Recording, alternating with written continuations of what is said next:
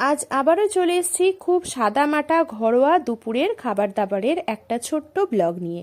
দেখো, প্রথমেই ছিল গরম ভাত, তার সঙ্গে নিলাম দুটো কাঁচা লঙ্কা। আর প্রথম পাতে গরম ভাতে খাওয়ার জন্য ছিল উচ্ছে চচ্চড়ি। ছোটবেলায় যে আমি উচ্ছে দেখলেই নাক ছিটকতাম, সেটাই কিন্তু এখন বেশি করে ভালো লাগে। বয়স বাড়ার সাথে সাথে মনে হয় স্বাদেরও আমাদের পরিবর্তন হয়। তো যাই হোক, তারপরেই ছিল একদম ঝালঝাল করে বড় বড় করে আলু দিয়ে তৈরি মাশরুম কারি। প্রথমেই আসা যাক এই উচ্ছে চচ্চড়িতে, যেটা গরম ভাতে দারুণ লাগে।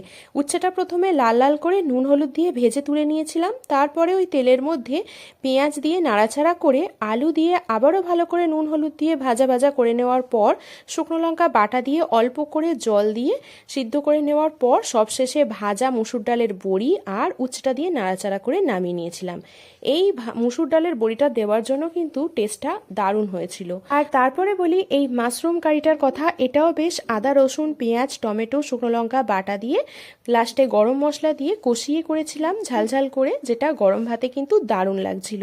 তো এটাই ছিল আজকের লাঞ্চ। তোমাদের কেমন লাগলো অবশ্যই জানিও ছোট্ট একটা কমেন্ট করে।